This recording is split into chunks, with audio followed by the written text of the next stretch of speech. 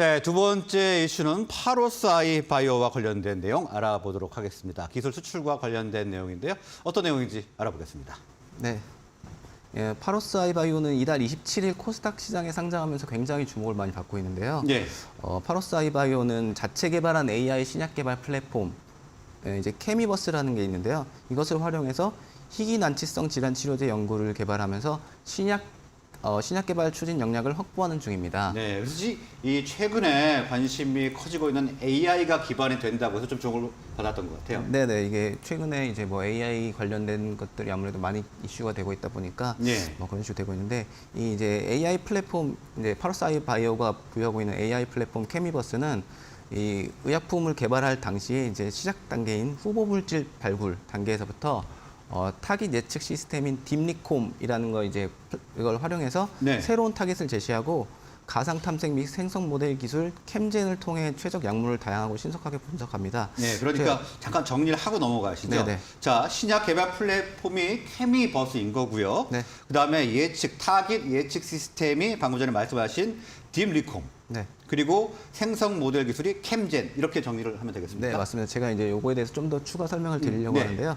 이제 후보 물질 발굴과 스크리닝, 최적화, 비임상, 전임상, 독성 시험 등 이제 본임상에 들어가기 전에 일반적으로 제약사나 바이오 기업들이 이제 전임상이라는 걸 실시하게 되는데 네. 보통 이게 5년에서 10년이 걸린다고 알려져 있습니다. 아, 그것도 오래 걸리네요. 네, 이제 사람 네. 대상 임상을 하기 전에도 네. 5년에서 10년이나 걸리는데요.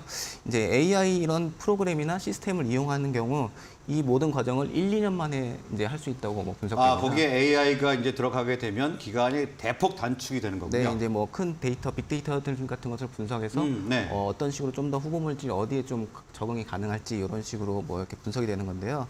앞서 말씀드린 것처럼 이제 뭐 적응증 추가라는 것이 굉장히 사업적으로 큰 역할을 해줄 수 있는데요. 네. 우리가 이제 코로나 치료제 개발 당시에 약물 재창출이라는 개념 이제 말을 좀 들어보셨을지 모르겠는데 약물 재창출이요. 네, 일단 기존에 있던 약물을 뭐 다른 때도 효과가 있는 걸로 확인해서 그걸 다시 신약처럼 이렇게 나오는 그런 네. 개념인데요.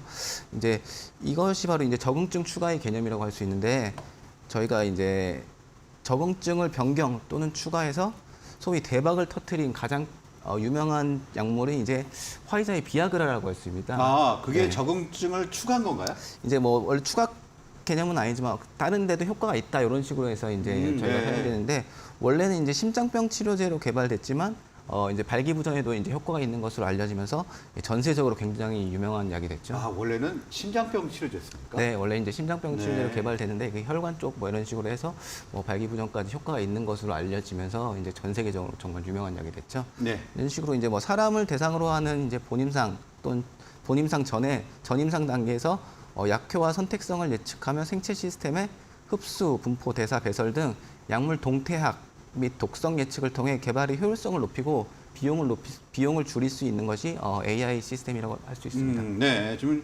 AI는 뭐 어디에도 지금 기반이 되는 것 같습니다. 자, 그렇다면 이 파로스아이 바이오의 이 주요 파이프라인은 어떤 게 있을까요? 네, 파로스아이 바이오는 현재 이제 PHI 101, PHI 201, PHI 301, PHI 401, PHI 501 등 5개의 신약 물질을 보유하고 있는데요. 제가 이제 편의상 뭐 101 이렇게 숫자로만 부르겠습니다. 예. 이 중 이제 101은 하나의 물질인데 이게 하나의 물질이지만 이제 급성 골수성 백혈병 치료제, 그다음에 재발성 난소암, 삼중음성 유방암, 방사성 민감제 등 다양한 적응증으로 개발 중에 있습니다. 아까 말씀드린 것처럼 이제 뭐 AI를 통해서 이런 식으로 뭐 어디에 효과가 있을 거라는 이제 분석을 네. 통해서 이런 식으로 한 거고요.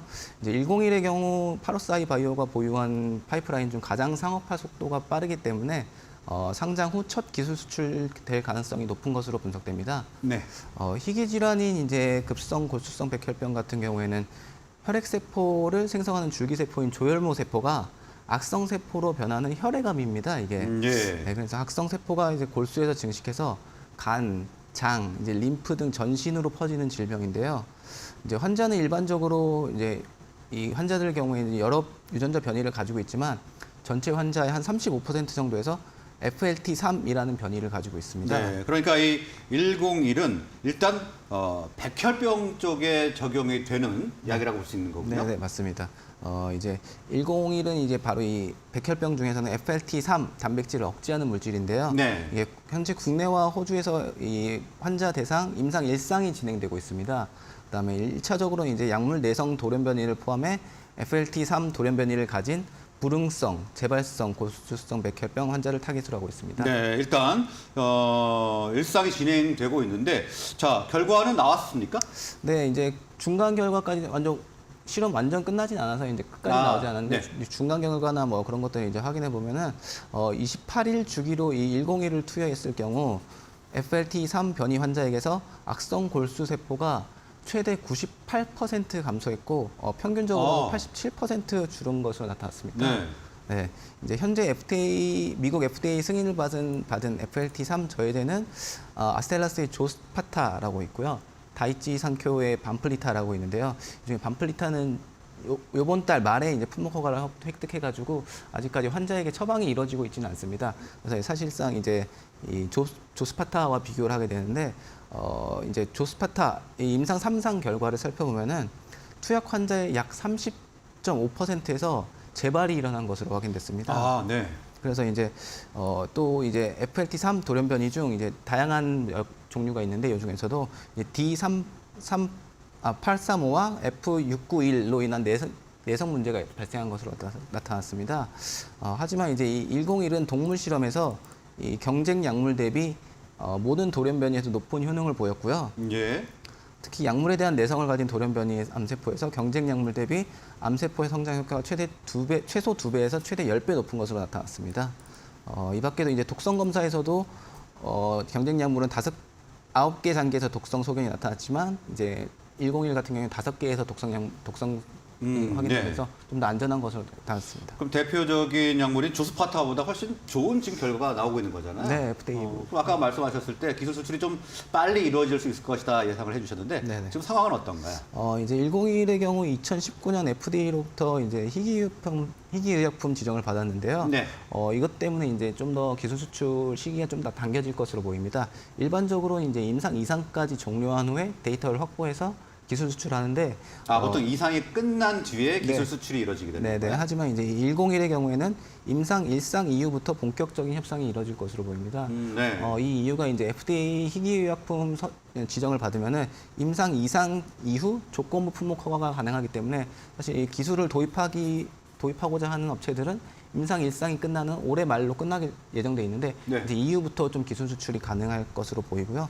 뭐 그렇게 보이고 있습니다. 네, 상대적으로 이렇게 굉장히 빠르게 수출이 이루어질 것으로 예상이 되는데 회사 측에서는 어떻게 예상하고 있습니까? 네, 일단 이제 2년 내로 이제 이 101에 대한 기술 수출을 좀 계획 중에 있습니다. 2년 내요? 네, 왜냐하면 이제 이번에 상장을 했는데 공모된 자금이 한 196억 원 정도로요.